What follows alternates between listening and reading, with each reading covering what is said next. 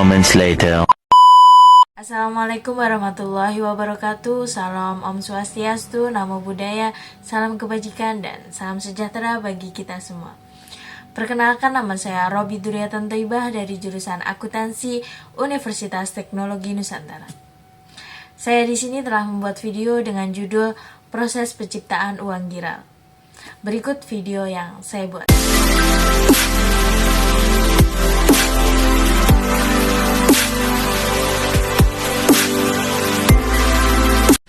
Baik teman-teman, untuk yang pertama kita akan membahas fungsi uang. Fungsi uang ini dibedakan menjadi dua ya. Yang pertama ada fungsi asli dan yang kedua ada fungsi turunan. Fungsi asli dari uang sebagai alat tukar atau medium of exchange. Yang dimaksud di sini kita menggunakan uang sebagai transaksi jual beli ya. Yang kedua sebagai satuan hitung atau unit of account. Yang dimaksud di sini kita menggunakan uang itu untuk menominalkan suatu barang ataupun jasa. Yang ketiga sebagai alat penyimpanan nilai atau valuta, karena dapat digunakan untuk mengalihkan daya beli dari masa sekarang ke masa yang akan mendatang. Baik, selanjutnya ada fungsi turunan dari uang. Yang pertama ada uang sebagai alat pembayaran yang sah. Karena kebutuhan manusia akan barang dan jasa itu terus meningkat, maka melakukan transaksi jual beli itu tidak lagi menggunakan tukar menukar atau barter, melainkan dengan cara menggunakan uang sebagai alat pembayarannya. Yang kedua ada uang sebagai alat pembayaran utang, karena uang dapat digunakan untuk mengukur pembayaran pada masa yang akan datang. Yang ketiga ada uang sebagai alat penimbun kekayaan. Mungkin sebagian orang itu tidak menghabiskan uangnya untuk keperluan konsumsi saja, namun ada sebagian orang itu menyisihkan uang ataupun ditabung demi menggunakan masa depannya. Yang keempat ada uang sebagai alat pemindah kekayaan. Jadi contohnya ketika seseorang ingin pindah rumah dari satu tempat ke tempat yang lain, maka dia harus menjual rumahnya dahulu dalam bentuk uang. Lalu dia membeli rumah yang baru itu dari hasil penjualan rumah yang lama. Yang kelima ada uang sebagai alat pendorong kegiatan ekonomi. Apabila nilai uang stabil, orang lebih bergairah dalam melakukan investasi. Dengan adanya investasi, kegiatan ekonomi juga meningkat. Selanjutnya kita akan membahas proses penciptaan uang giral oleh Bank Umum. Sebelum kita membahas proses penciptaannya, terlebih dahulu kita akan membahas pengertian uang giral. Apa sih uang giral itu? Uang giral adalah alat pembayaran yang berbentuk surat-surat berharga atau surat-surat penting seperti cek, giro, wesel, kartu kredit, dan polis. Berdasarkan Undang-Undang Nomor 7 Tahun 1992 tentang Perbankan, definisi uang giral ialah tagihan yang ada di bank umum yang dapat digunakan sewaktu-waktu sebagai alat pembayaran. Untuk bukti fisiknya, contoh uang giral sebagai berikut.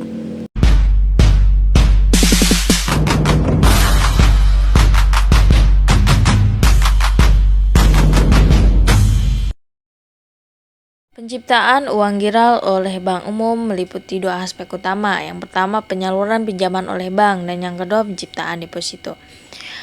Berikut adalah langkah-langkah dalam proses penciptaan uang giral oleh Bank Umum.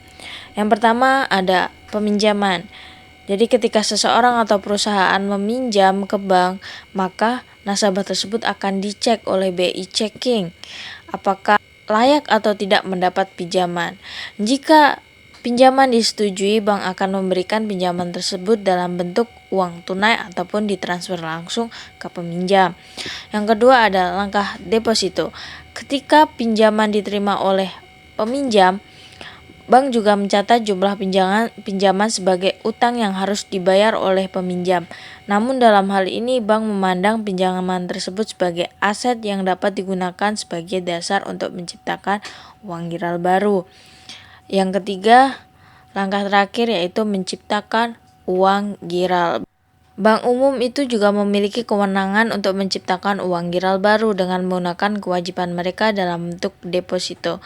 Jadi ketika peminjam itu menggunakan pinjamannya untuk melakukan pembelian ataupun kegiatan transaksi jual beli lalu mentransfer ke rekening lain, uang tersebut sama muncul sebagai kredit dalam rekening penerima. Jadi menggunakan kredit merupakan penciptaan uang giral baru oleh bank dalam bentuk deposito. Penting dicatat bahwa jumlah uang giral yang dihasilkan dari proses penciptaan ini tergantung pada rasio cadangan yang ditetapkan oleh bank sentral negara tersebut. Misalnya rasio cadangan di negara kita adalah 20%, maka presentasinya 20% itu sebagai rasio cadangan bank yang harus dipertahankan dalam bentuk uang tunai ataupun deposito pada bank sentral. Dan 80%-nya kemana? 80%-nya bisa dipinjamkan oleh nasabah, begitu. Ya, selanjutnya ada penciptaan uang yang berlaku. Penciptaan uang yang berlaku biasanya terjadi melalui proses yang disebut pencetakan uang oleh otoritas moneternya, seperti bank sentral atau lembaga keuangan negara. Berikut adalah langkah-langkah umum dalam penciptaan uang yang berlaku. Yang pertama ada penentuan kebutuhan. Jadi otoritas moneternya menentukan jumlah uang yang diperlukan dalam perekonomian untuk memenuhi kebutuhan transaksi dan menjaga stabilitas harga. Yang kedua ada cetak uang. Otoritas moneternya mencetak uang fisik dengan menggunakan teknologi khusus dan keamanan tinggi. Uang ini dicetak dalam bentuk lembaran kertas yang kemudian diubah menjadi uang kertas atau koin. Yang ketiga ada distribusi uang. Setelah dicetak, uang yang baru ini didistribusikan oleh otoritas moneternya ke bank-bank komersial dan lembaga keuangan lainnya. Bank ini kemudian menyimpan dan mendistribusikan uang kepada masyarakat. Sirkulasi uang. Uang yang baru ini mulai beredar dalam perekonomian dan digunakan dalam berbagai transaksi seperti pembelian barang dan jasa. Penciptaan uang yang berlaku juga dapat terjadi secara elektronik melalui proses digital. Misalnya, bank sentral dapat membuat uang elektronik yang kemudian ditransfer ke rekening bank komersial dan dari sana ditransfer ke rekening nasabah. Uang ini dapat digunakan dalam transaksi non-tunai seperti transfer elektronik atau pembayaran menggunakan kartu debit atau kredit. Mata uang dalam peredaran dan uang beredar. Beda tipis nih ya antara peredaran dan beredar. Kira-kira bedanya apa ya? Yang pertama, uang dalam peredaran adalah seluruh jumlah uang yang telah dikeluarkan dan diedarkan oleh bank sentral. Nah, biasanya uang dalam peredaran ini dalam bentuk logam dan uang kertas atau bisa disebut juga dengan uang kartal. Jadi uang dalam peredaran itu bank sentral mengeluarkan uang kartal.